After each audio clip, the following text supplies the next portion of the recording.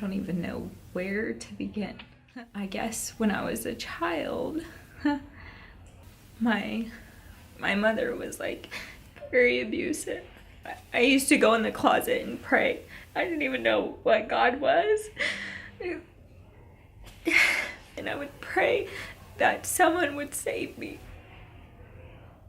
I think I can count 10 times doing that. And it was always like, I hope that my grandmother saves me and takes me away from here. My mom beat me with like a broom, like a metal broom. And I think she like broke my finger. And my older sister didn't know, and she found out, and she pulled me out of the house. She took me to her house and she called my grandma. My grandma's like a very strict, like she can't take on anybody's problems. She told my mom, I'm taking Christina, and if you want to see her again, you gotta fix yourself. You could call the cops, but I'm taking her and there's nothing you can do about it. And so she took me. My grandma, I think I was 12 turning 13 because I was like in 7th grade. My grandmother told me, I'm gonna let you stay with me for 1 year to kind of get you back on your feet. I wasn't going to school. My mom was, on the verge of going to jail because I was hiding in a creek. I didn't do any hard drugs. I think I smoked marijuana and I smoked cigarettes, and I was like 12, 13. For some reason I never wanted to do any bad drugs because I didn't want to be like my mom.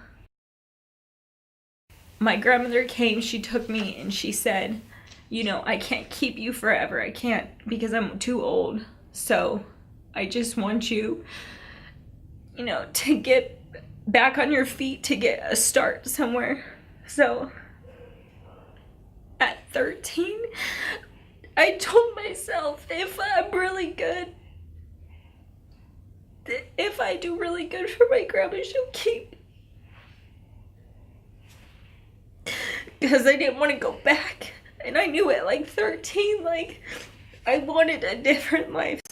I did so great in school for not having any schooling. I did so great that my grandma was like, how can I send you back? You're really smart. So, and I didn't go to school at all. I remember like I could barely read, but I taught myself. I was so driven to like do better because I didn't want to go back.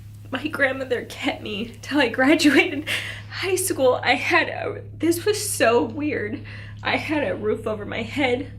I had a dinner made for me. I didn't have to go to the grocery store and hide in their bathroom to eat. It was like the littlest things to me. I was so appreciative of that. Like, I was just so grateful for my grandmother. Even though she was very strict, she wasn't loving. I didn't care. I had a foundation and I took it and I said, I'm gonna do something great with this. I graduated and my grandma's like, well, I don't really have money for you to go to college. Well, by that time, I just watched an airplane hit the Twin Towers, and I'm very patriotic, so I'm gonna go to the military. I'll go to the military because it's gonna give me something better. I don't know what it's gonna give me, but I felt that it was gonna do something for me, and I could fight for my country at the same time. It's a win-win situation. So I signed up for the military. I failed the test 3 times because, again, my education isn't that good, but I'm gonna keep trying because I want this so bad. Finally, I passed the test, but I only passed, because I suck at math, I only passed enough for like the worst job, like a cook or something, and I would not accept that. But at the same time, I knew that I had to accept something because this is all I had. So I fought and I said, let me be a police officer. I want to do something, this is where I come from. I want to do something big. They came back, they said, well, I talked to my friend and we're gonna go ahead and let you be a military police officer for the United States Army. I was like, yay! Little did I know, I went to basic training in October, Fort Leonard Wood, Missouri. I'm freezing, I get hypothermia, I don't care because, I've been through worse. This is just great to me. I get to experience all these things. I graduate basic training, I go to my first duty station, I meet my first husband. From there I get told, okay, you're gonna go to Fort Polk, Louisiana as a military police officer. That tells me I'm going to Iraq. I have to hand my son over to his grandmother, sign rights over, and that I don't return. He's 8 months old. I'm young at this time. It's okay because I'm still like gung-ho. I can do all these things at once. I'm just hungry for success and for just living this honorable life now for my child. And I think I'm like 21, 22 at this time. My math sucks. I deploy, and then it's something completely different. It's not this, this hero scene you think. It's death. It's children. They're dying, and they're coming up to you, and they're like, this is a picture of my mom and dad. Have you seen them? And I'm like, no. And then I think of my own child who doesn't have me. And then I think, what can I do to get out of here? This is hell. I don't know why I'm here. I may die tomorrow. I need to be home with my child. But at the same time, I cannot desert my country. I cannot go against my country because they need me. And this is really what I'm thinking. So for a whole year, every day I go out on a mission knowing that I'm probably going to die because everybody else is dying. Soldiers are leaving and they're not coming back, who I just played a card game with the night before. They're dead. And they have children. And I'm like, oh my gosh.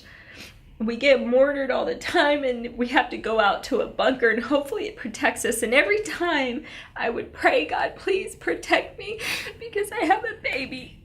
And I know that, like, if I go home, I will thank God every day. I will go to church, whatever you need, just protect me. But then I'm wondering if these other soldiers are asking for the same thing. The first time I felt that there was possibly somebody that's protecting me was when my grandmother took me, who would never do that. We're about to go out on mission, and our platoon specifically, we went and used the same routes because we had about the same mission. We're going from this fob to transport a high priority person, an officer, a high officer. And our job was to transport them from A to B safely. And we're getting ready for the officer to come out, but he's taking forever. And we're like, gosh, this guy sucks. We want to hurry up and get back. We want to make chow so it's hot and we don't have to eat it cold. These are the things that we're worried about.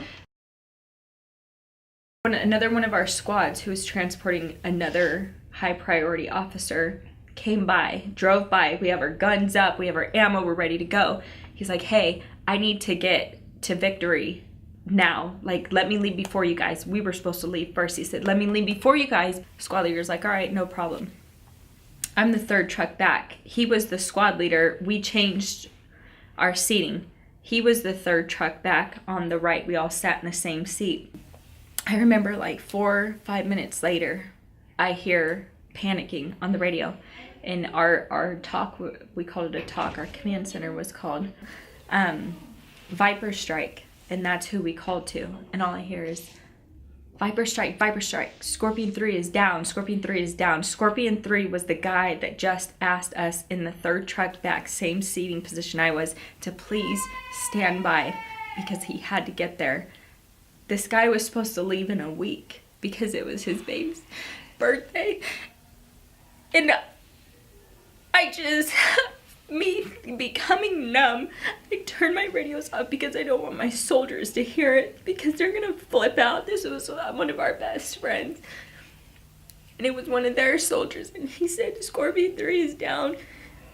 So I shut the radios off. I find out from the talk that they were hit by a bomb. Not only were they hit by a bomb, they were hit by the worst bomb that our trucks were not prepared for. It blasted through the door and it cut him in half. And that's where I was sitting. That was going to happen to me. And I don't know why it didn't, but I thank God it didn't. Because I told him, I promise I will go to church. Because I wanted to be there for my son. I did not want him to not have me. That was my second encounter. That I thank God hey, I got your back. I'm going to show you there's something better for you out here. I don't want to go into when we had to respond and putting him in a body bag. you know, we honored him. I watched his body walk across in front of me, because how we did it, when a soldier died, we had to send him back to the United States so his family could properly bury him. The whole time I'm saluting his body walking by me as the soldiers that are carrying his bag to the plane.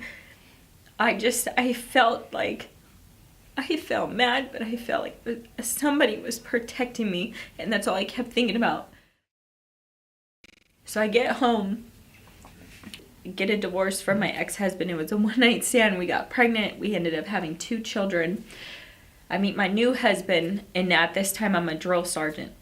And I'm like, I'm still tough, and I've got, you know, I've accomplished all these things in my life. And again, I still, knowing now, I feel like I was still selfish because I had all these things and I was never thankful for them. I wanted more. My husband and I, we get together and we're having this great little life together. We're not married. I become pregnant, and I'm a drill sergeant, and I don't know I'm pregnant. I just feel this sickness. I ended up going into labor at 5 months. So I'm holding my baby who feels warm but has no life in him. And I was like, when is enough? Enough. I talked to the baby and I said, I love you, and I will never forget that this happened. Thank you for sacrificing your life for me, and you will go to God and you will be in a better place. Not that you ever had a chance here, but I feel like that was God telling me, like, I don't know what, but it sucked. What I did that night was I'm in a silent room and I'm staring at a clock and I'm exhausted. And what you feel that you should be happy about, you don't feel anything because you don't get to go home with your baby. You go straight from here to a mortuary to tell him goodbye. I've never felt so empty in my life. I said, God, I promise you. And again, I'm not a church person. I don't know why I'm praying. It's just something I felt I was doing outside of my body at that moment, because I'm staring at a clock. It's dark and all I can hear is tick, tick, tick. And I just looked at the clock and I said, that's it. I said, I promise you this time. I know that, you know, I keep promising you, and I don't know if that's why these things are happening to me, but I promise you this time I will do something to change my life. And I think that needs to be adding you in it, and you know, reading the Bible and opening it up and taking a look. And I even sucked at that because it confuses me. It goes from here to here and I don't know. I gotta get a dictionary. I don't have time. I said, give me my baby back. Give me something. Give me something. I just wanted to get pregnant again. I wanted my baby. I needed to fulfill that emptiness. I was at a clinic, an in vitro clinic. He's like, well, if you're not already pregnant. I'm like, there's no way. There's no way I could be pregnant. So he's like, well, let's take a test and then I'll give you a prescription to force your ovulation. Just wait till I call you. Make sure you're not pregnant. And he said, you're pregnant. And I was like, oh my gosh. I cried and I cried. And I was like, if that isn't somebody looking out for me or something, I don't know what is. You saved me from my children from a bomb. You saved me from a horrible life, and you saved me from living in whatever I was going to live in, from losing my baby and blaming myself, probably from suicide. Okay, so I was in labor early because my body wasn't prepared to be pregnant. Long story short, I had my baby and he was healthy and everything was great. My husband, he moved because, again, I was having issues. He moved 3 hours away to Phoenix. He started going to school. A woman came to me and she said, come to church with me. I'm like, I don't know. I'm by myself, mind you, with all 3 of my babies. I have nothing else. Why not? So, all right, I'll go with you. I don't want nobody talking to me. I don't want none of this crap. I'm a very to myself. I was a drill sergeant. I've been to war. I've grown up on my own. I don't need nobody telling me nothing. And I definitely don't want to cry in front of anybody because I'm too strong. So I go there. Oh, wow, they're going to watch my kids while I get to, oh, great. I'm in. You're going to watch my kids for me? Awesome. I need a break. And I'm sitting there, and this was in Arizona, and this pastor, he's just so funny, and it's nothing like I thought it would be. And then here comes the question. If anybody is here for the first time, and I'm thinking, oh God, don't even look at me. I know, people know, I've never been here. If anybody's here for the first time, please come to the back. And if this is the first time you're asking God to forgive you for your sins, I'm not going to do it. I'm not going to do it. And this overwhelming feeling came over me of like, surrender, give up, surrender. You're not too good for anything. Just do it. Just talk to somebody. And that's when I felt that. I can't even describe the feeling I felt, but I felt something warm in my heart, and I felt released from like my tenseness of protection. I felt released. My husband ended up coming to church with me, and our marriage has never been better.